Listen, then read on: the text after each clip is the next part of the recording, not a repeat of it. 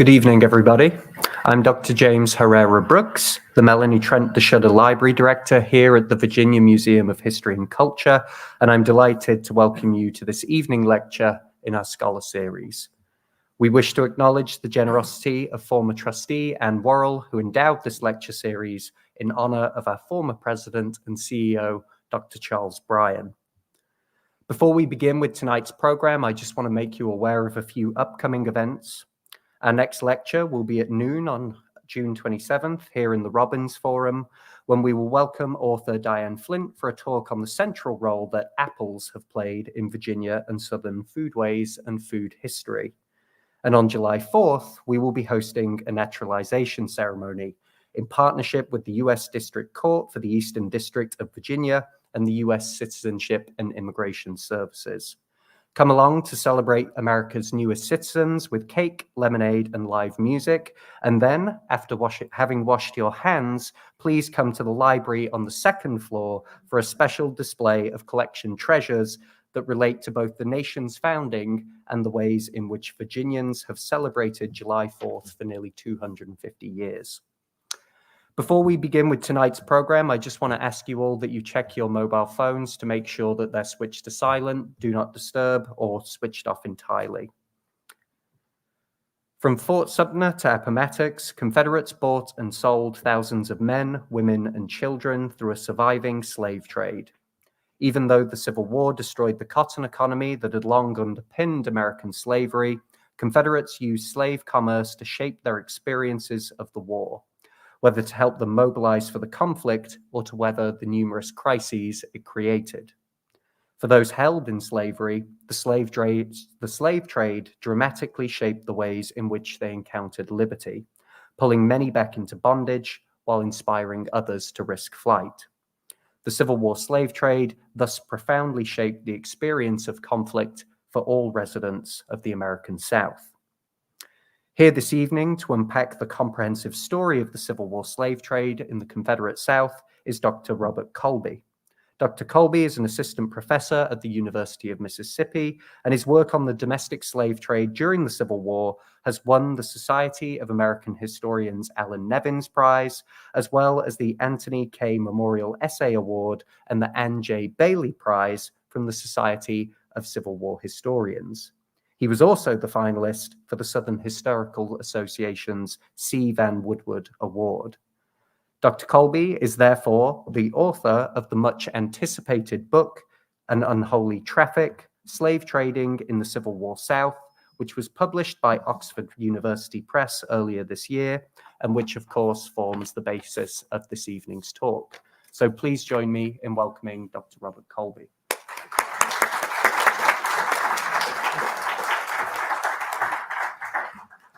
Well, good evening. It is, I can't tell you what a pleasure it is to be speaking to you all this evening, but and particularly to be speaking here at the Virginia Museum of History and Culture. Before I start, I want to thank James and Graham and the staff of the museum for all the hard work they've done to make this evening's event possible. It's particularly special to be here with you all because in many ways, the origins of the book I'm discussing tonight took place in the reading room just upstairs. In part, that's because just over 16 years ago, I performed some of the first archival work I ever did here at what was then the Virginia Historical Society. And as I wrote this book, there were few places where I spent more time than, again, the reading room just upstairs. In fact, some of the biggest breakthroughs and aha moments that motivated the book took place right here. And so it's really great to be able to share some of those with you. And in fact, I want to start with one of those right now. In August 1863, sitting at his plantation Rosewell on the York River in Gloucester, a man named Josiah Lilly Deans contemplated his family's economic future. The previous year, United States forces had shaken Deans's world when soldiers and sailors raided up the York River, and most of the people he enslaved fled with them. In fact, it shocked Deans to learn that the people he held captive displayed what he called a greater mania for freedom than the people who fled from his neighbors.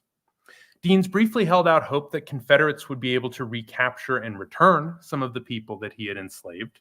But as the weeks turned into months and the Confederacy obtained none of them, he increasingly looked forward rather than backward.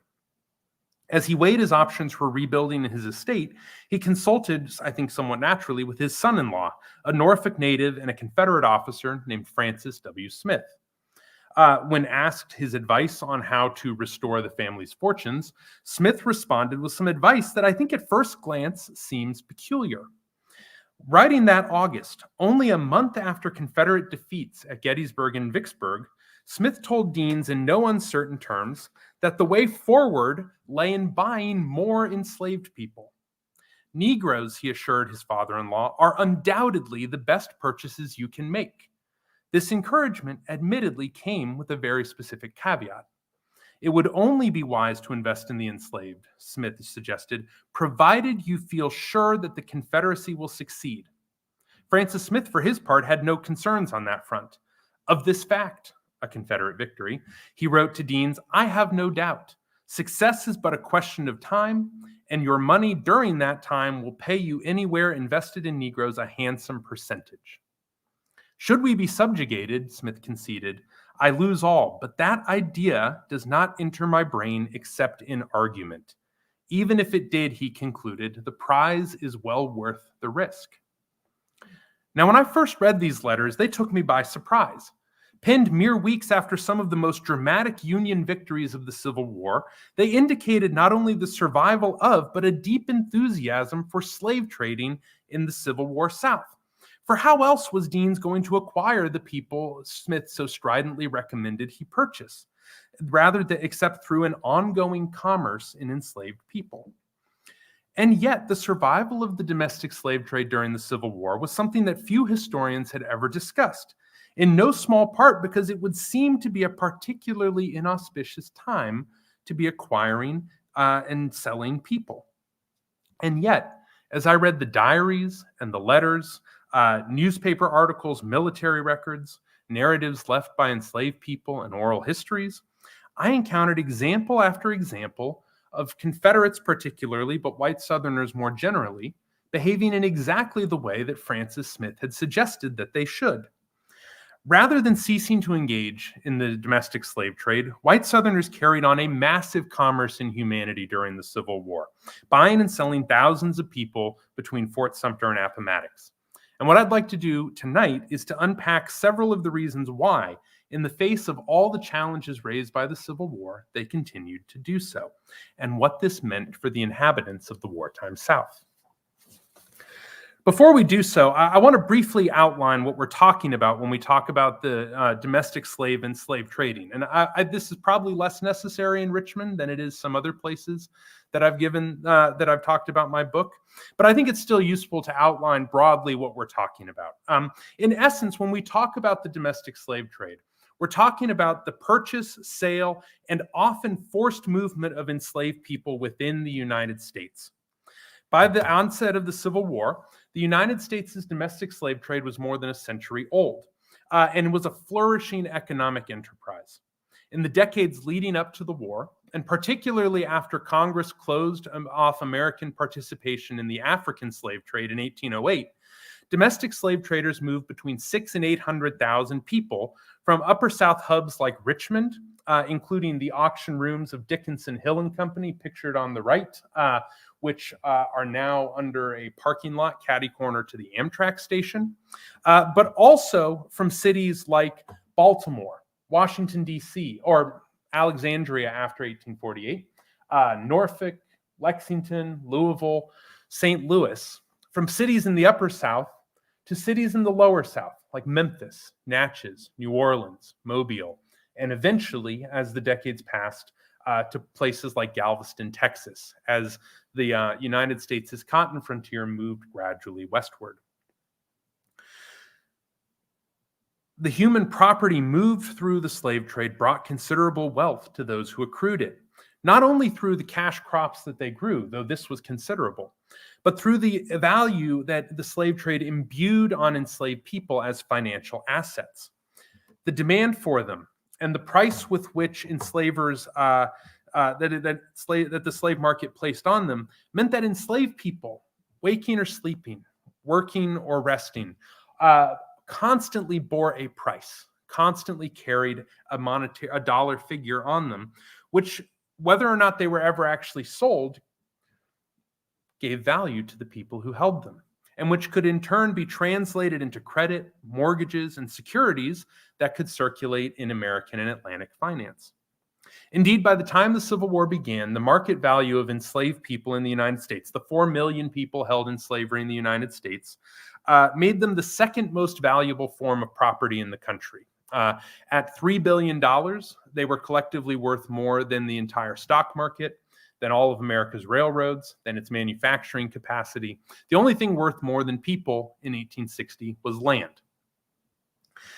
The American slave market, in short, was big business. Now, despite the antebellum slave trade's vigor, as I've mentioned, the Civil War would seem to be an unlikely time in which someone might take part in it.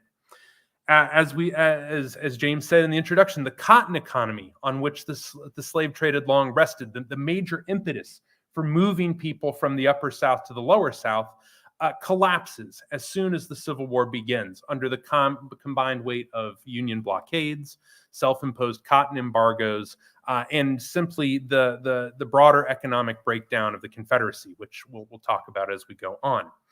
Indeed, the Confederate economy quickly dissolves into a shambles. Its physical infrastructure deteriorates rapidly, and inflation almost immediately begins to weigh heavily on the Confederacy. Very quickly, within the first year of the war, Confederate inflation sits at about 10% per month. 10% per month, and it's only going to go up from there. And added on to all of this, the persistent flight of enslaved people, aided and abetted by Union policies designed to encourage this, from the Confiscation Acts to the Emancipation Proclamation, increasingly made Black freedom a critical part of the United States' war aims, which imperils not only the slave trade, but the institution of slavery that it supported. And yet, as I dug into the Civil War records, it became clear to me that across 4 years of fighting, white Southerners bought and sold untold numbers of people. And this served a number of critical purposes for them during the Civil War. Through this surviving market in humanity, they shaped their experiences of the war, using the ability to trade in laborers to mobilize for the conflict, to weather its hardships, and to offset the advance of emancipation, and to construct the slaveholding future for which they fought. For enslaved people, meanwhile, the persisting slave trade dramatically shaped the onset of freedom, drawing many into the retrograde movement of slave commerce and away from the freedom that they'd sought, while also inspiring others to make the risky decision to escape. Regardless of which choice they made, however, the effects of the slave trade lingered and reverberated in their lives long after the guns fell silent. Now, I want to say a bit about the trajectory of the domestic slave trade during the Civil War, because to the degree that historians have talked about it to date, they've generally assumed that it ended fairly quickly. And there is a measure of truth to that, but it depends entirely on when and where you look. As a general rule, it is fair to say that wherever United States forces hold sway, the slave trade virtually ends, doesn't entirely vanish in most cases, but it by and large ceases to function. This happens for a pretty straightforward reason. Wherever United States soldiers and sailors advance, the combined weight of enslaved people's efforts to seize their freedom, U.S. soldiers and officers' a willingness to abet these efforts, even though they were often ambivalent in doing so, and the evolving anti-slavery policies of the United States government, they combine to undermine white Southerners' confidence in their ability to keep and thereby profit from human property. This generally makes slaveholders in these regions unwilling to speculate on the purchase and sale of enslaved people. Enslaved property is simply too risky an investment to sustain a market for it. William T. Sherman makes a comment when he, in the Western Theater in 1864, something to the effect of, as soon as a person can run away and Union soldiers won't send them back, the slave trade is over. And that's pretty much true. wherever the Union Army goes. This means that in some of the largest slave trading centers in the Confederacy, cities like Memphis, like New Orleans especially, Alexandria and Norfolk here in Virginia, the slave trade does all but disappear fairly quickly in the war, indeed often in the war's first year. And so some of the nation's former largest slave markets are wiped off the map almost as soon as the Civil War has begun. But and this is a map that's in the book. The dotted line that you can see here roughly represents the Union line of advance. This is in the spring of 1862, for example. You can see from this map, much of the Confederacy remains outside of federal control for most of the war. Virginia, south of Richmond, much of North and South Carolina, most of Georgia and Alabama, large parts of Mississippi, and most of the trans-Mississippi West all remain in Confederate hands. And in those places, the slave trade survives and often thrives, as slaveholders remade markets in man to fit their needs and speculated through them in the opportunities that the war provided. A good example of this is in Texas. Texas's enslaved population booms during the war as slaveholders flee from the Mississippi River Valley, up which and down which Union forces advanced beginning in the spring of 1862. Slaveholders drove tens, if not hundreds of thousands of people from places like Arkansas, Missouri, Louisiana, and Mississippi to Texas. In Texas, these refugee slaveholders often found it difficult to find work, clothing, food, anything for the people that they had driven there. And so Texans took advantage of this situation and scooped up enslaved property at what they considered bargain prices. The same process took place in miniature here in Virginia, in the Carolinas, in Georgia. And essentially anywhere there is Union occupation, you see a wave of slaveholders fleeing before it, driving people into slave markets in protected parts of the Confederate interior. In 1862, for example, the Confederate war clerk John B. Jones, whose diary features so prominently in much Civil War history, reported that scarcely a train car arrived in Richmond that was not full of African Americans sent here to be either rented out or sold. So one can imagine, I think, this way, through this process, right? We can see some reasons why people might want to sell enslaved people during the Civil War, keeping them out of the hands of Union soldiers. We'll talk more about this in sort of how this works in a little bit, but we can see why someone might want to sell someone during the war.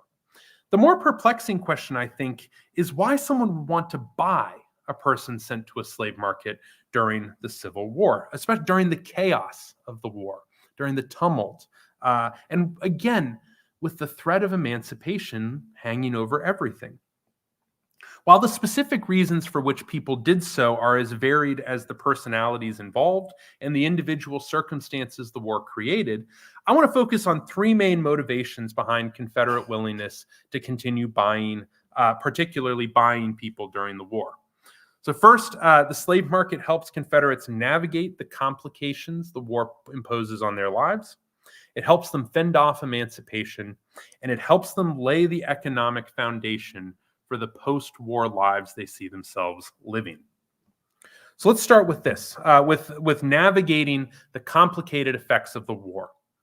I want to start by talking about one specific effect of this. The Confederacy's near total mobilization for war creates needs that can be addressed best through the acquisition of human property, particularly the opportunity it offers to redistribute labor, to move people to where they can be, where they're most needed. The onset of war required Confederates to create and maintain a military economy basically from scratch. And with virtually all the military-aged white men in the Confederacy, more than 80% of the military-aged white men in the Confederacy will be in the Army by the end of the war, the burden of doing the work to drive the Confederate war effort falls heavily on enslaved people. Now, Southern industrial firms particularly had long hired or rented enslaved laborers to meet their needs. But with individuals, with factories, with the Confederate government, all in the market for enslaved laborers, simply renting a person doesn't provide enough security. It doesn't give you enough control over the laborer.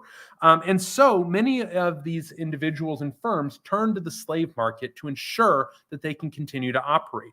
Not far from here, the Tredegar Iron Works, which now houses the American Civil War Museum, they purchased at least 19 people during the war. They rented several hundred, but they outright bought at least 19 people, particularly skilled laborers whom they simply could not do without. So, for example, in October 1862, Tredegar purchased a blacksmith named John. And to ensure his maximum productivity, and probably to make sure he wouldn't try to run away, they also tried to buy his wife and children. An iron forge in the Shenandoah Valley, meanwhile, bought 2 people, but not to work in the forge itself. Instead, they sent these 2 men off to build fortifications before Richmond. The Confederate government had said that they had to supply a certain number of men to do it. Rather than sacrifice men well-skilled in the business of ironmongering, they bought 2 people, sent them to do the work, and when they finished that work, they sold them again. Railroads, critical to the movement of men and materiel throughout the wartime South, spent hundreds of thousands of dollars securing enslaved laborers during the conflict. While the owner of an Alabama coal mine, coal mining is work that slaveholders are often unwilling to rent people out to do because it's so dangerous. An Alabama coal mine operator asked the Confederate government to give him $75,000 with which to buy people. So the upheaval of the war causes for the Confederate economy, the need to shift so rapidly and so permanently to a war footing, drove individual enslavers to the slave market to secure essential labor. Individual slaveholders, however, likewise used the slave market to navigate smaller scale crises. For example, as the war grinds on and the infrastructure required to move food and other necessaries throughout the Confederacy deteriorates, some slaveholders choose to sell people whom they feel they can no longer feed. Sometimes they do so to raise money to feed the people that they retain. As one South Carolinian put it, her neighbors were, quote, selling Negroes all the time to furnish support for the rest. For those already well stocked with food and with surplus land available for cultivation, such shortages in food created opportunity. A South Carolina businessman named George Washington Williams, for example, reportedly purchased more than 100 people during the war, whom he put to work raising food that could be sold in overcrowded cities like Charleston and Savannah. The other reasons for which people acquired enslaved laborers during the Civil War were myriad. And here I want to mention another breakthrough that I had here at the VMHC. In early 1863, a Virginia artilleryman named Abner Dawson Ford wrote his wife asking her to do something I'd never seen anyone do before, asking her to sell the only people that the family enslaved in order to raise enough money to induce someone to serve as a substitute for him in the Confederate military service. He wanted so desperately to get out of the Confederate Army that he was willing to sacrifice not only his family's most valuable form of property, but human beings to get him out of the Army. This shocked me when I first saw it, and it opened my eyes to many of the ways that the Civil War would unfold. But what was really stunning is that this was a relatively common practice in the slaveholding South. Indeed, as Confederate money plummeted in value, some would-be substitutes demanded an enslaved laborer to take someone's place in the Army. This is a deed for one such transaction in Rusk County, Texas, where a man named Charles Scott took on another's obligation to serve in the Confederate Army in exchange for an enslaved girl named Charlotte. He was one of a group that, another Texan complained, would not even talk about money as compensation, but who instead demanded enslaved people to serve in the Confederate Army. Confederate women facing additional burdens on the home front sometimes demanded help in handling their new duties. Cries for help often answered through a trip to the slave market. As one Texan believed, buying a slave could, quote, keep my darling daughter out of the kitchen and enable her the better to pursue with assiduity her studies and the accomplishment of her mind. In other cases, things get even wonkier during the Civil War. As the prices fluctuate and as the Union Army's movement drives shifts in the slave market, free people of color sometimes take advantage of the opportunity provided to secure family members to themselves. One family member is free, another is enslaved. The free person buys the enslaved person, ensuring that they can't be sold away from them. I found a surprising number of examples of this. In short, the Civil War creates wide-ranging reasons and sometimes favorable conditions under which inhabitants of the Confederacy acquire enslaved people. Now, if the first reason is to deal with the crises that the war creates, the second major reason for which Confederates buy and sell people, is to fend off the effects of emancipation. During the Civil War, hundreds of thousands of people fled to Union armies or otherwise seized their freedom. The best guess that we have of how many people did this is about 450 to 500,000. You will see estimates ranging as high as 800,000. This, I should say, is a map that comes from the University of Richmond's Visualizing Emancipation Project. Each of the red dots is what they call an emancipation event, the effort of an enslaved person to seize their freedom during the Civil War. Last time I checked, this project was down for maintenance, but it's an excellent resource. You can spend hours just clicking on these and reading the stories. Even with all these dots, right, these hundreds of thousands of people who seize their liberty, however, a maximum of 20% of the enslaved population becomes free during the war. The actual number is probably closer to 12 to 15%. And that is, as you can see from this map, is heavily concentrated in specific areas. Hampton Roads, the Mississippi River Valley, Northern Virginia, the South Carolina Sea Islands, places where the Union Army is in relatively close proximity for most of the war. Which means that Confederates still hold sway over much of their prospective nation. And that gives slaveholders leverage over enslaved people. Essentially, slaveholders use the threat of sale to restrain enslaved people who might have thought about trying to escape. They have to weigh the possibility of freedom against the likely price of failing to attain it. If you run and fail to make it to Union lines, fail to truly escape, you stand a very good chance of being sold as a result. I'll give you an example. Charles Pettigrew. Charles Pettigrew was one of the largest slaveholders in eastern North Carolina, and he feared, not unreasonably, that the people he enslaved there were likely to run away. People from his area regularly turned up at Fort Monroe on the Virginia Peninsula, which is a good ways away. So they clearly were running away. His plan to stop them was to do what he called sell the ringleaders of the plan to run away. And while it's unclear whether or not he actually did so, this clearly had the effect of intimidating people that he held in bondage. When enslaved people actually did try to run away, they were often captured and resold. In King George County here in Virginia, Confederate soldiers found a man named Moses standing in the Potomac River trying to signal to Union boats. They brought him back to shore, transported him to Dickinson Hill and Company here in Richmond, and he was sold. Similarly, Confederates are especially afraid of what will happen with people who have fled and are recaptured. In Charlottesville, a man named Henry fled from the Woods family, and he made it a good way into the Shenandoah Valley. Unfortunately, he had timed his escape so that he was trying to move north right as the Army of Northern Virginia was doing the same thing. And they cut across his path and he was recaptured.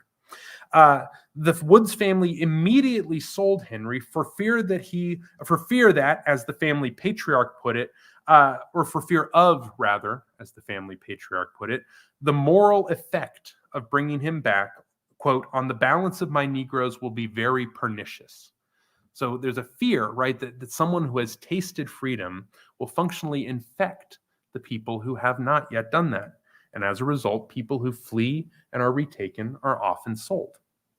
In Greencastle County, down on the North Carolina border, a woman named Kansas made it all the way to a Union refugee camp on the coast of North Carolina. But somehow, and we don't know exactly how, although this also happens a lot, her enslavers recaptured her. They abducted her and got her out of the camp. We don't know how they did it. What we do know is that her child did not survive this effort. They moved her after the loss of her child. They moved her backwards from North Carolina, from slavery to freedom, and they sold her here in Richmond for $4,500, fearing that she would escape again at the next chance. As Candace's experience shows, even those who have escaped once are not safe. On rare occasions, their movement back into slavery, into the slave market, even took place on a large scale. This is most famously took place during the Gettysburg Campaign. During the Gettysburg Campaign, the Army of Northern Virginia abducts probably close to 1,000 people of color, many of whom then pass through this city on their way to destinations south through the slave market. This is not the only time that this takes place, however. Virtually whenever Confederate armies venture onto Union soil, similar episodes take place. When Harper's Ferry falls during the Antietam campaign, several boxcar loads of people move to the Richmond slave market. Similar things take place in Kentucky during the Perryville campaign.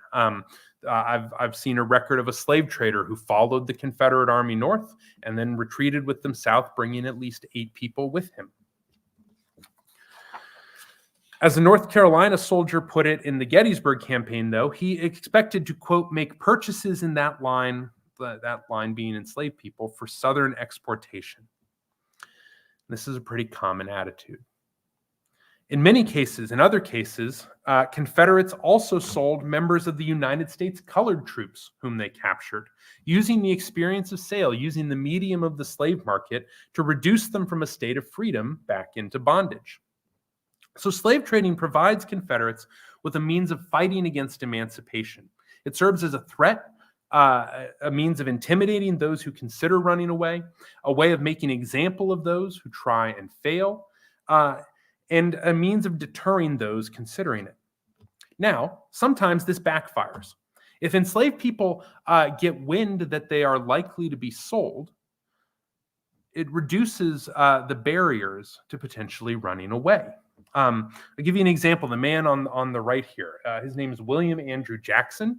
He was born here in Hanover County, but spent most of his life here in Richmond, where for the first several months of the Civil War, he served as Jefferson Davis's coachman, drove Jefferson Davis around the city. In April 1862, Jackson hears whispers that he is going to be sold.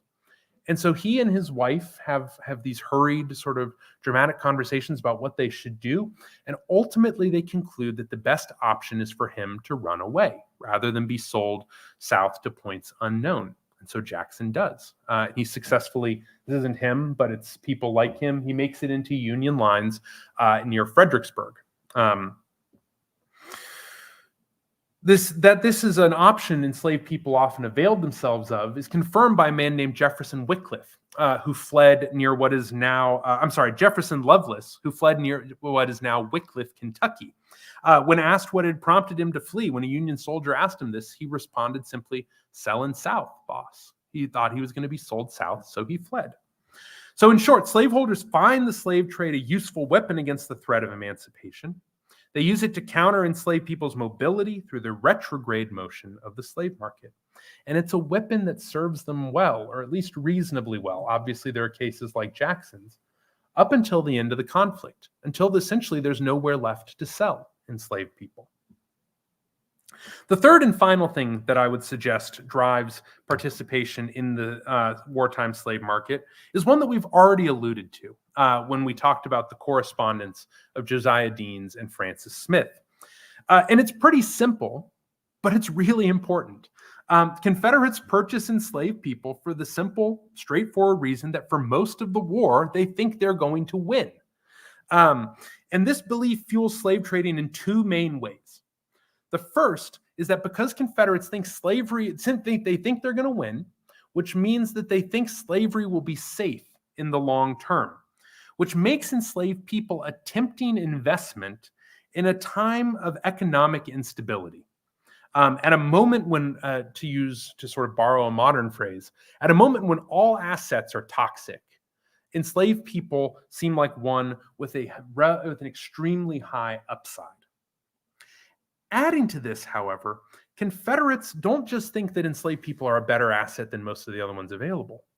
They think enslaved people and the prices that they will bring virtually define the future that they're building for themselves. After they win, protected in a nation in which the institution of slavery will be relatively safe, the prices offered for enslaved people will climb to unprecedented heights and make the people who hold the most enslaved people fabulously rich. I want to talk first about enslaved people as sort of a hedge, as an investment hedge. Remember, earlier I said that the Confederacy experienced hyperinflation during the Civil War. 10% per month for most of the war. Ultimately, the Confederacy will experience 7,000% inflation. This means that most Confederates have very little faith in Confederate money. Its value diminishes almost immediately. Despite multiple efforts to stabilize it, it pretty much tanks constantly throughout the war. And so I will tell you, if you read a lot of Civil War letters, if you read a lot of Confederates letters, once you start paying attention to their opinions about inflation and their disregard for Confederate money, it's hard not to see it. It's everywhere. What they do in response, however, is to seek out what we would call real assets, forms of property that they believe will hold their value despite inflation. Their options are pretty limited, though, in what they can try to invest in. There's not enough hard currency, not enough gold and silver in the Confederacy to make it a viable investment vehicle. And most of the gold in the Confederacy goes abroad pretty quickly to purchase arms in Europe, for example. Some people prefer stocks and bonds, but inflation eats away at these as well. So for those who are looking to hedge against inflation, there's basically three really valid options. Land, and they're all related, right? They're the three nodes of the cotton economy: land, cotton itself, and enslaved people. Some choose land, some prefer land. Some think land is the thing that's least likely to be confiscated when the war is over, for example. Daniel Harvey Hill, the Confederate general, believes this, tells his wife, buy land, don't buy anything else. Some people prefer cotton, but many people prefer enslaved people, not least because they are more portable during the war. It's really hard to move $1,000 worth of cotton. It's even harder to move $1,000 worth of land. It's pretty easy, though, to move one enslaved person who's worth the same amount of money. And enslaved people, because of the robust market that continues in them, means they're very fungible as well. And this is where the slide comes into play. They have the advantage. This is a little smaller than I like it. This charts this top line charts the movement and the prices offered for enslaved people. And you see there are some ups and downs, but the overall trajectory is up. And particularly for the 15 years prior to the Civil War, the price offered for enslaved people had climbed in a virtually unbroken line. So they're looking at a form of property that has not diminished in value whatsoever for the previous decade and a half. And they look at that and they say, that's the one we want to invest in. As one North Carolinian put it, it was better, quote, to buy slaves than run the risk of keeping much paper money on hand. You don't actually have to believe that much in enslaved people to buy into this idea, though. The future governor of Mississippi, a man named William Sharkey, he says, bad property as Negroes may be, they are still better than the money. And a South Carolinian concluded that real estate and Negroes should be held by all who are not compelled by debts to sell, because when peace comes, they will have some value. Not all, of course, have the means to engage in this sort of forward planning, but enough do to ensure that hyperinflation helps maintain the market for enslaved people during the Civil War. Now, of course, this only really works if you think the Confederacy is going to win. And the language of Confederates and the people they target for purchase particularly, though, suggests very strongly that they believe for most of the war they're going to win. And I think it demonstrates this abiding faith in and commitment to the slaveholding republic they're trying to build. Francis Smith's refrain that he was sure the Confederacy would succeed was repeated all over the Confederacy. And what you see repeatedly in Confederates' correspondence is their estimate of what enslaved people will be worth when the war is over. Some say it'll be $2,000, some $3,000, some $4,000. An enslaved person had been worth $800 to $1,000 when the Civil War began. So they're looking to a future where they think the prices of enslaved people will just continue to climb. As late as 1865, with Sherman advancing through his state, a South Carolinian still is arguing for buying enslaved people. And his logic is pretty straightforward. Quote, if we don't succeed, the money won't be worth anything. And if we do, slaves will be worth 1,000 times more than they are now. Right? It's a speculation. It's a bet on the Confederacy's ultimate victory. Now, I will tell you that one of the striking ways that this bet is reinforced, one of the striking ways that I think this speculative instinct speaks to Confederates' belief in their ultimate victory and the permanence of the institution of slavery comes when you look at who exactly some Confederates are targeting for purchase. In many cases, Confederates specifically say they want to buy, specifically ask others to purchase for them enslaved women and children. Now, these are categories of people who don't necessarily have an enormous amount of immediate value, particularly enslaved children. In the middle of a war, an enslaved child is not going to do enough profitable work to offset the costs of feeding and clothing and caring for that child. So if you're buying an enslaved child, you're placing an implicit bet that that child will be worth more to you in the future than it's costing in the moment. And yet, Confederates repeatedly ask family members to acquire enslaved children.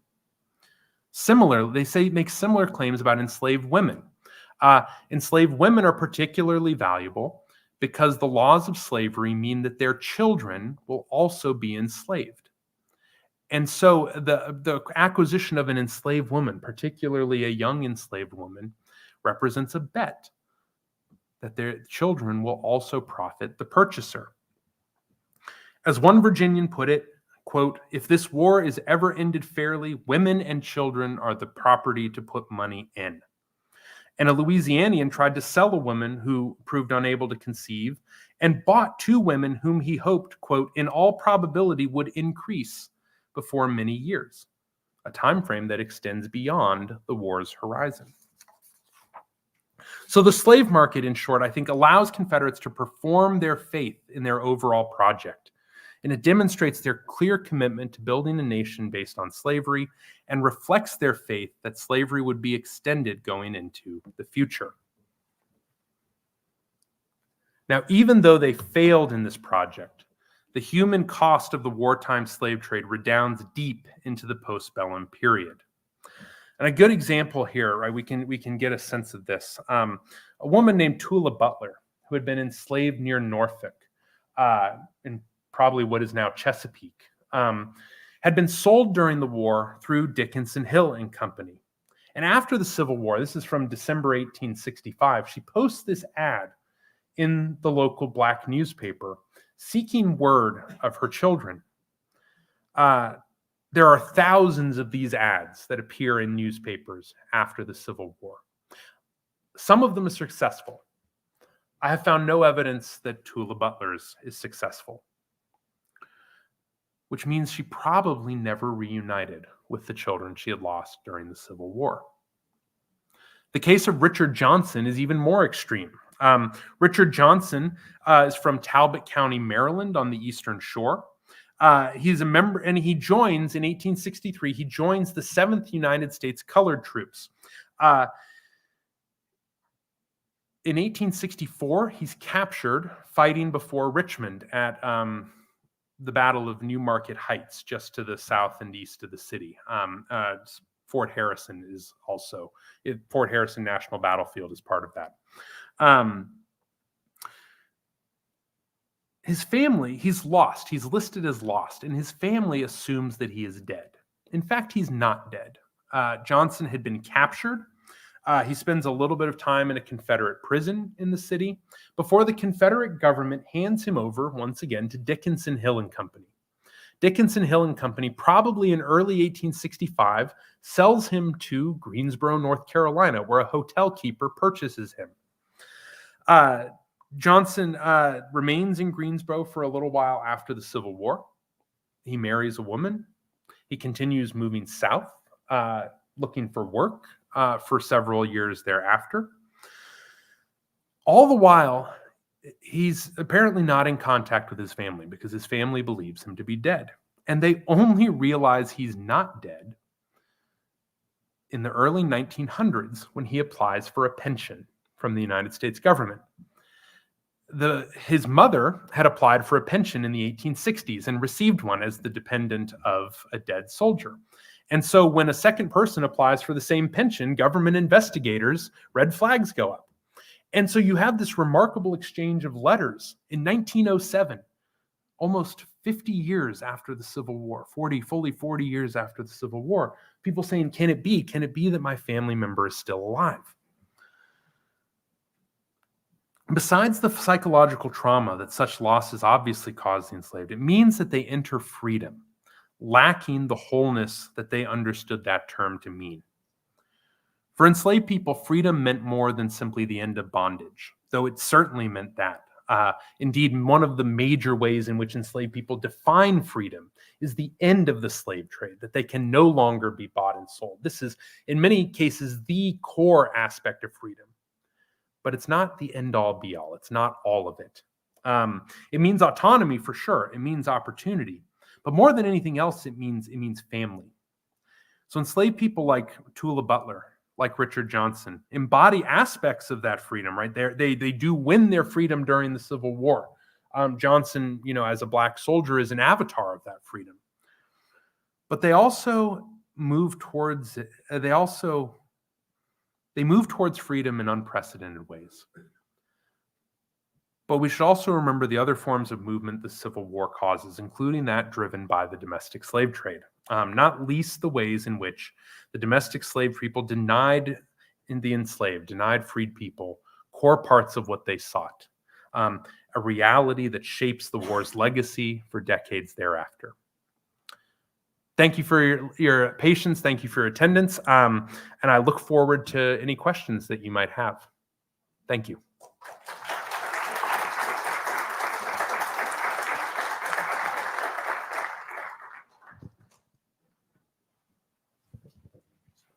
So it was the last slide that you showed. Sure. It interests me how literate that is. And also then you spoke of many ads like this in the black newspapers. And I have to acknowledge that I wasn't aware there were black newspapers. Yes, they're often religious periodicals. The African Methodist Episcopal Church. Oh, sorry. Yes, sorry about that. So yes, there are many. They're generally religious periodicals. The major one that publishes these ads is called the Christian Recorder. It's published out of Philadelphia, and it's the flagship newspaper of the AME Church. Probably right. We have no idea how many enslaved people were literate. The number you usually hear thrown around is about 10%. The way these basically worked is that they would circulate in religious papers, and then pastors would read them in their churches. And so you didn't have to be literate to hopefully get this word. The Freedmen's Bureau, the government agency that helps with the transition from slavery to freedom, when they are one of the things that they do is they try to put families back together. And when you read about how they go about this, the main way that they do it is they go into the local black church and they make announcements. So this would have functioned largely probably through the African American church.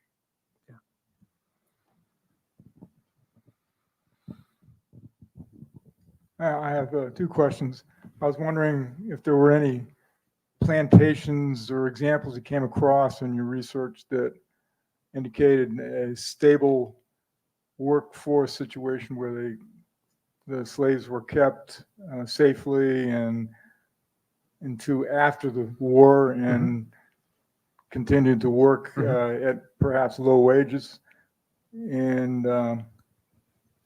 number two, did you come across in your research anything indicating a World War II Rosie the Riveter phenomena, where slaves picked up some skills due to the labor shortage they would not have otherwise acquired? That's a good question. I can't say specifically to that second question. I can't say specifically that I have seen examples of enslaved people acquiring skills during the war that they continued to pursue after. Did it happen? It wouldn't surprise me. Necessity is the mother of invention, right? So Tredegar, for example, hires, I'm trying to remember the exact number, certainly fewer than 100 people to work there before the Civil War. By 1864, there are several hundred African Americans working at Tredegar. And if you told me that they acquired skills and used them after the Civil War, certainly that would not surprise me. But I've not seen specific evidence of that. To your first question, yeah, I think stability is certainly. This is one of the things that I think we need to bear in mind when we think about the Civil War, is that there are huge parts of the Confederacy that are virtually untouched by the Civil War. There is what's the title of her book? Susan Eva O'Donovan, who teaches at the University of Memphis near where I am, wrote a great book about Southwest Georgia, for example. And Union soldiers don't get there until after the Civil War, right? And so there are changes in the way that plantations function there, not least due to shortages of resources and things like that. The withdrawal of military-age white men loosens slaveholders' control over enslaved people, but certainly many enslaved people remain there for the entirety of the Civil War. And I think in some ways we need to remember that when we think about the war, that the friction of the war certainly liberates, again, hundreds of thousands of people. But it's not until the conclusion of the war, the passage and ratification of the 13th Amendment, that many more become free.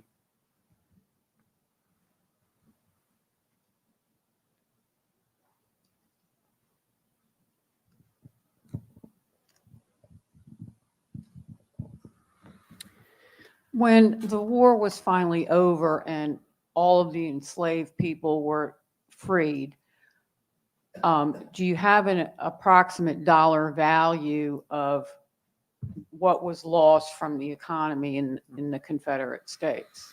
Well, sure. So if they'd been worth $3 billion at the beginning of the war, that's gone. Poof. I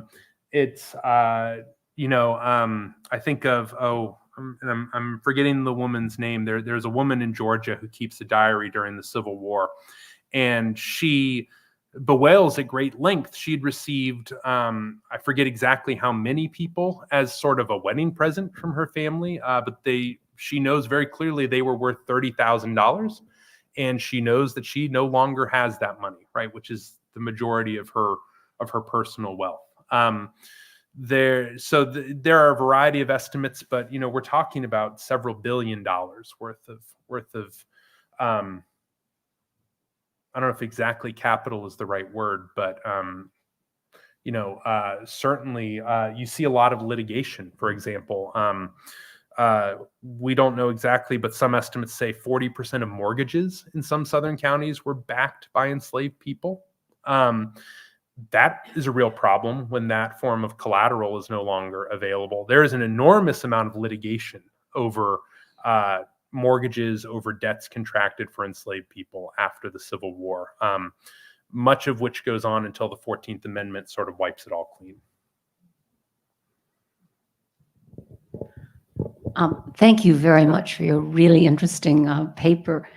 I'm interested in the economics and how these people who are captured and brought back and then sold, who actually is getting that? The person who owned them before, the person who captured them and brought them back, or just the people like Hill who are selling them? Well, the answer is all of the above.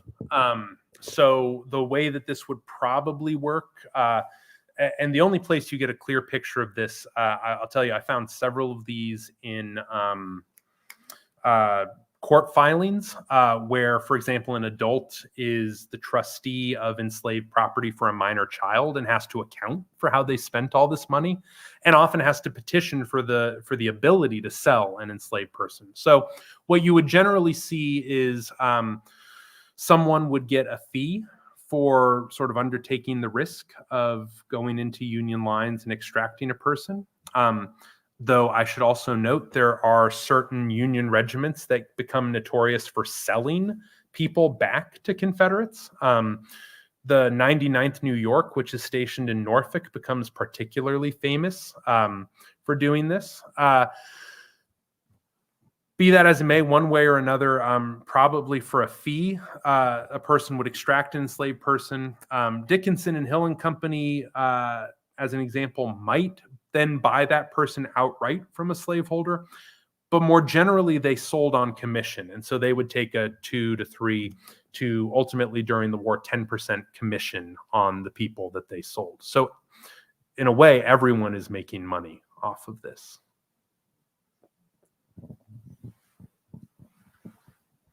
Thank you for your talk, Dr. Colby. This is really interesting and really important. I have 2 questions, if that's all right. The first, I think you've just touched on a little bit with your comment about the 99th New York. I'm wondering if there's conversation amongst Northerners in general, but I suppose specifically abolitionists, about the continuation of this trade. I'm also wondering, and again, you've touched on this throughout your talk, but if you could maybe speak a little bit more to the ways in which the experience of being sold changes during the war. Sure. So yes, abolitionists absolutely pick up on this. The drawing here, right, which is the cover of the book as well. Is part of Thomas Nast, a larger Thomas Nast cartoon called Emancipation, and this is just sort of the it's a corner, right? But what that cartoon does, and the reason I mention it is because that cartoon draws very clear parallels, right? There are parallels within the cartoon of the world in which the Confederacy wins and the world in which the United States wins. And abolitionists make a very clear. There are other cartoons, for example, during the election of 1864 that show, the world if Abraham Lincoln wins and the world if George McClellan wins. And part of the world that exists if George McClellan wins is a continued slave trade. So they're very aware of this, and they certainly deploy it as an example of what is at stake during the conflict. For them, this is old hat. They'd been pointing to the slave trade for 30 years or more, really more, but particularly for 30 years as the embodiment of what slavery was. And so for them, it's not surprising it would continue. But when they point to it, it's about the stakes of what the conflict is about. And they do deploy it, I should say, as they try to sort of nudge the war in a more explicitly anti-slavery direction. Your second question about the experience of sale. This is a hard one to get at because we have relatively few unmediated voices of enslaved people during the war. So we're mostly working backwards. What I would say is generally speaking, in some ways it's not that different. The process looks very much the same, and the threat of sale had always hung over enslaved people. What I would say is different is the calculus, right? The calculus of how you approach or how you respond to the prospect of sale is very different when, to be free, you have to make it to Canada as opposed to maybe only a few miles away. And so it's the calculus of how they think about, how they weigh their options, how they think about what's possible that really, I would say, changes more than anything else during the war. I can't imagine that sale isn't particularly devastating when you can be free. You're so close to freedom in many cases. I don't have a lot of people saying that explicitly. but that's a speculation on my part. Okay, everybody, I think that's all we're going to have time for in terms of questions, but thank you so much for some really wonderful questions for Dr. Colby. Dr. Colby is going to be in Commonwealth Hall very shortly, signing copies of his book, and let's all give him another round of applause for a really wonderful talk.